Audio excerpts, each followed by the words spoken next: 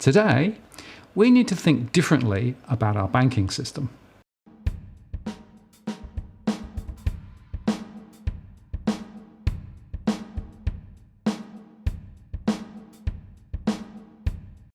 Hello again, it's Martin North from Digital Finance Analytics.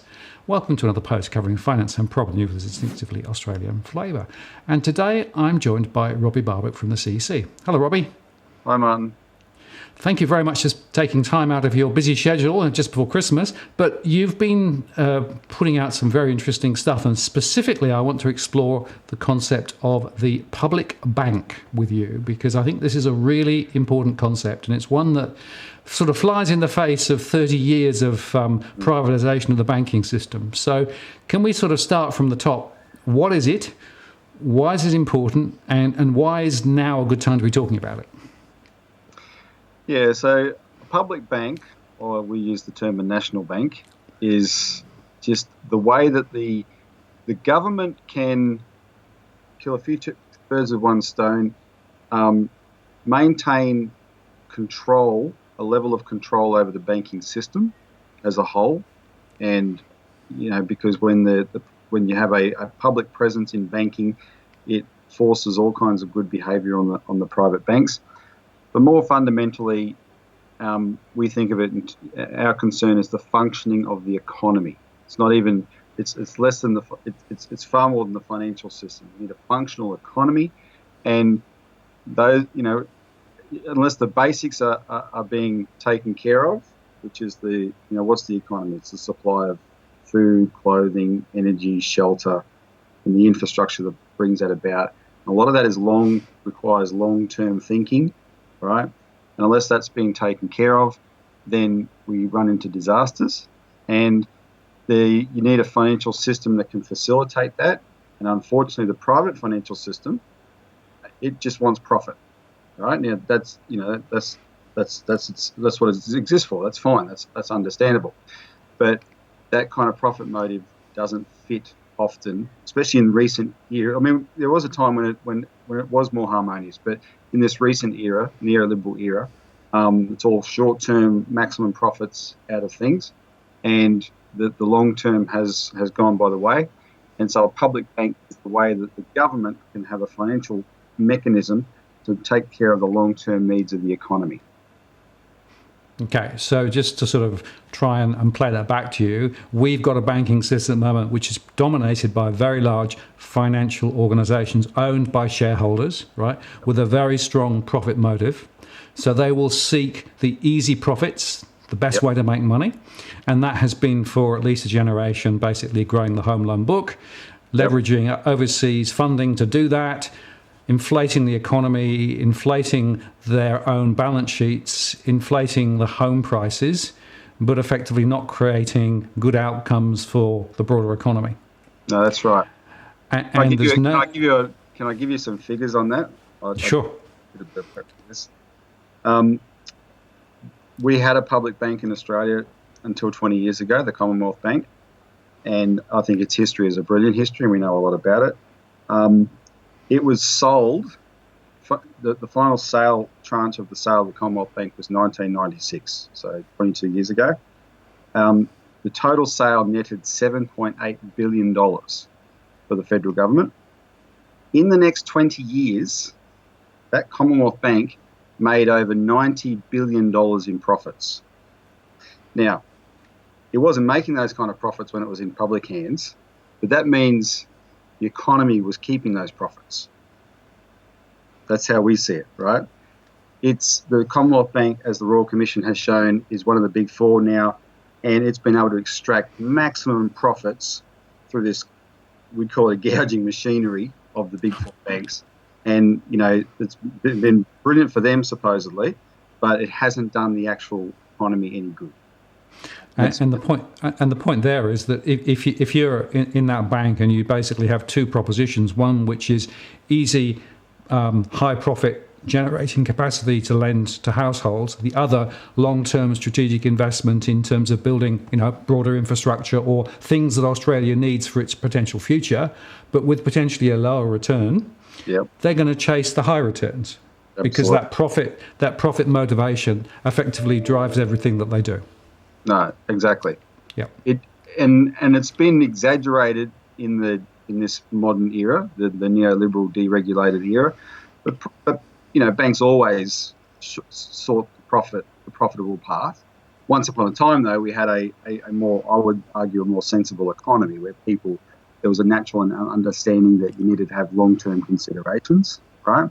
But still, a bank it was natural for a bank to invest in or to lend money for, a mortgage rather than build the Sydney Harbour Bridge, right? And so some things are naturally the domain of government. At the moment, the government borrows to build the infrastructure we need, or they don't even. That's not even the right way to put it. They borrow to fund their deficits, right? And their annual deficits, are inclusive of a budget that includes infrastructure, which is comes out of the annual deficit. So you have this very long-term investment financed through this short-term budget mechanism, right? And a national bank it makes much more sense where you can have a dedicated financial institution that's there to look after the long-term things, and doesn't have to become part of, short-term annual accounting like a budget does. Right. So it's basically slightly disconnected from the political cycle and the annual budgeting, and we look at MyEFO and all the silly things around there, and it's trying to take a more strategic view of where we should place investments for the greater good of the country over the medium to long term. And because a lot of those programs would take a long time to run, right? Sure. And by definition, they're not going to be fitting into the budget cycle or indeed the political cycle. Well, the Snowy Mountain scheme was a 25-year project, which, as a little aside, because I like taking on the kind of axioms of neoliberalism, it was a government project. It came in on time and on budget. I reject this sort of lowbrow mantra. Oh, the private sector does everything better than government. No, sorry, there's no evidence of that. Yeah, you can see waste in all kinds of areas, and I can curl your toes with stories about private sector waste as well. The Snowy Mountain scheme was a great project, though, on time, on budget, 25 years. That's incredible, and it actually when Ben Chifley started it, it was supposed to be funded by the Commonwealth Bank. Robert Menzies was ideologically opposed to the Commonwealth Bank. He didn't privatise it, but he stripped it of a lot of its powers. He ended up funding it out of the annual budget, but that could have. The Commonwealth Bank would have done that just as well, if not better. And it's just worth underscoring again, of course, if the banking system is operating in the commercial sector, then they have to make a return of 12, 15% every year to meet their shareholder obligations. Yeah. Right? So that basically means that everything... They seem to have to do that, yeah. Yeah, well, but that means that everything is going to cost 15% more, right? Because they have to actually make more money out of the system, which means that people are paying higher interest rates, and all those sorts of things come through. So effectively, what we're doing is essentially misusing some of the funds that could be used for productive investments to basically fund the shareholder returns through the private system. Yeah, right? No, that's right. It's ridiculous. I would say I'd add another important reason, the other main reason that we advocate this, and this goes back to what the old Labor Party used to talk about. In 1936-37, there was Australia's first Royal Commission into banking. This came about because of the conflict in the Great Depression between the Labor government and the Commonwealth Bank, because the Labor government wanted to use the bank to build public works to alleviate the effects of the Depression. And the governor of the bank at the time, Sir Robert Gibson, refused. It was a huge scandal. His quote was, "I bloody well won't." So years later, they had this Royal Commission, and the Royal Commission found that in the financial system, the government must be the ultimate authority. And then he had some specific recommendations that when there's a conflict between the way it translates, when there's a conflict between the governor of the bank and the government has to prevail in such a conflict, so that couldn't happen again. But goes to a larger point of having democratic accountability ultimately at the top of the financial system. And we would argue that a national bank is what gives you that, where the final arbiter of the financial system doesn't have to control all of it, but there's different models of public banking. We advocate a rather comprehensive one, right? A full national bank, which would be the central bank, and that model can mean that ultimately the people that we elect in Parliament have the ultimate say through that institution over the financial system. It's not day-to-day control, but right now in a deregulated financial system with token regulation, and I think that's a kind way of putting it, right? There is no democratic accountability ultimately, and the bank gives you that. And so you go so far as to say economic sovereignty goes with that. So those are the reasons to have this kind of institution. But that's the overarching concept. But in any kind of modern financial system, any kind of public bank actually can be very effective, right? Even a more limited one can be very effective, just because if you've got an institution that doesn't have the short-term profit motive, a lot can be done on the back of that. And would you see it touching things like offering mortgages or offering superannuation as well as part of its suite of services, or is it just for infrastructure stuff? Okay, so we're in the process of finalising draft legislation for a national bank for Australia, which we call the Commonwealth National Credit Bank. We base it on the original Commonwealth Bank model. And so the original Commonwealth Bank was a bank of reserve. It was the central bank. It was also a savings bank, right, and a trading bank. And that, it provided all those services. Now, as Glass-Steagall advocates, we think the things like superannuation are different. However, we're concerned with the current financial system here, and so we would encourage super funds to invest in the bank, right? If you're in times of trouble, which we're in now, we're convinced, we're heading into a storm here in the financial system. Super, we've got $2.7 trillion in super in Australia, and it's I'd be worried, right? I mean, what could happen to that? Share market values can just vaporize in an instant. All kinds of problems can happen.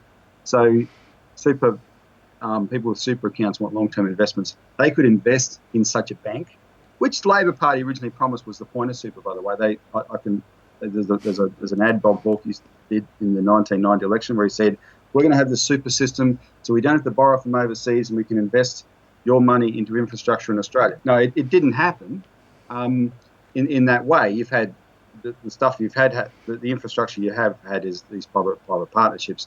But it certainly did not substitute us become a substitute for foreign borrowing. Our foreign debt is $2 trillion, right? It's gone up as fast as super has.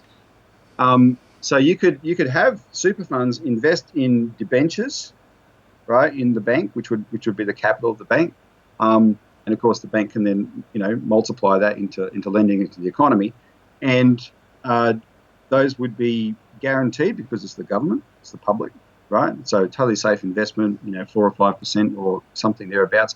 But the investors know their money is guaranteed, and that money would be used to build the wealth of the country, right? And everyone would benefit from it in the short term through jobs and that kind of stimulus, and the long term through the productivity improvements from the infrastructure. But apart from that, just to finish your question, let it provide the suite of services that a bank does, because it's good to have for the private sector to have a public institution to compete with. They hate it. They hate it to death. But we've seen, I would argue, as I went through those figures before with the Commonwealth Bank, that when the Royal Commission has shown what the banks can be like if you take any of that kind of pressure away from them, including the pressure of competing with a public institution. Right. And so the argument goes that given where we are with the current status of the banking system, given the fact that the Royal Commission is going to report next year, given that we're facing into the teeth of potentially a very significant financial crisis, now is the time to be thinking about how to actually, craft an alternative strategy, right? And which is why you're bringing the legislation forward, right? Yeah. Yeah, it gives the government all kinds of options and extra powers, even to deal with the financial crisis, right? You don't have to think about 2008. We now know that the government always has to intervene in some way, and even though they said Australia survived, wasn't really touched by the financial crisis. No, but they had to get banks to buy up smaller banks like St George and Bank West, right, etc. And they've got to scramble around to do all that kind of thing. Well, if a bank falls into trouble, the national bank can be the good bank that the depositors, etc., are transferred to, or the national bank might be able to stand behind the troubled bank to allow it to get past, if it's a short-term thing, to allow it to get past that. Right? That's the capacity that the government is giving itself with this kind of measure. It doesn't have to go overseas and borrow the money to do that. It's got the people of Australia, if they have confidence in their government, can happily invest in such things, knowing that it's a strong institution. This is the history of the Commonwealth Bank, Martin. What it did, there was an extraordinary. You probably know this, that there was a financial crisis in 1914, right? Global financial crisis, or it was mainly in London, at the outset of World War One. The best performing bank, the only two banks in London that didn't get into trouble in the 1914 crisis was the Bank of England and the Commonwealth Bank of Australia, the brand new Commonwealth Bank of Australia. And back here, Commonwealth Bank was able to stop a run on the private banks. It was just brand new, a fledgling bank. But it was the public bank. The public were told, look, this has the whole wealth of Australia behind it. And all it had to do was say, the Commonwealth Bank at the time said, we guarantee the deposits in all the private banks. And there wasn't a run on the banks in Australia. So there's a lot of those kind of benefits associated with such an institution. And so now's the time to be thinking about having that kind of capacity. In a financial crisis, look, I think we're in that kind of territory in terms of financial threat, where you're talking 1892, 1929, the bubbles in the world are that big, right? And the world's never had a derivatives bubble like this. Right? We could be in totally unprecedented financial territory. So what happens then, if you have a mega crash, right? You can have a total credit crunch, and that's where depressions come from. So you need an institution that can immediately start recapitalising the real economy, right? Instead of waiting to, see which banks are left standing when the dust settles and all this kind of stuff. Get things moving straight away, but in real areas. So not start up to lend more mortgages, right? That's a mess we'll have to sort out. But no, how do we get people into jobs? How do we build the nation building infrastructure that can transition people to those sort of things straight away, so things keep moving and working in the real economy? And that's why we have to be thinking about that now, and that's why we are. This is why the CEC is working on this. So the current status is you're drafting some legislation. Is that where we are? Yeah. So we've had sort of stages of it for a while, but what we're doing now is finalising legislation that can be ready to go, and people can start looking at it. When we release it, people can start looking at it and start thinking about what this would mean. Now, some of it was stimulated by recent events. It's interesting. Last year, we were as major advocates of a public bank, we were quite struck by this development. So you had a few things happened in 2015. Jeremy Corbyn was elected leader of the UK Labor Party on a platform that included a national investment bank, £500 billion to revive the northern industrial areas of the United Kingdom that had been decimated by 30 years of Thatcherism, etc. Now, this was quite a turnaround. This was a signal to shift from neoliberalism, right? Because in the neoliberal era, it's all no public banking institutions. The Campbell report in Australia, the main thrust of the Campbell report in 1981, privatise all public banking institutions. That's what Campbell recommended. Get rid of them all, right? And Joe Hockey in 2009, as the opposition spokesman, had the temerity in Parliament in March 2009 to get up there in Parliament and say, the lesson of the global financial crisis, Mr. Speaker, is that governments should not be involved in banking. Well, you had to be very ideological to draw that lesson from the GFC. I would have said it's the opposite. Anyway, that's what Hockey said. So that was like the high watermark of this anti-public bank ideology of the neoliberals. So within 6 years of Hockey saying that, Jeremy Corbyn advocated that in a public bank in the UK. Donald Trump, what part of his lesser-known election platform in the United States was a national investment bank as well, mainly for infrastructure. And there's people there now that idea is being pushed seriously now, 2 years into his presidency.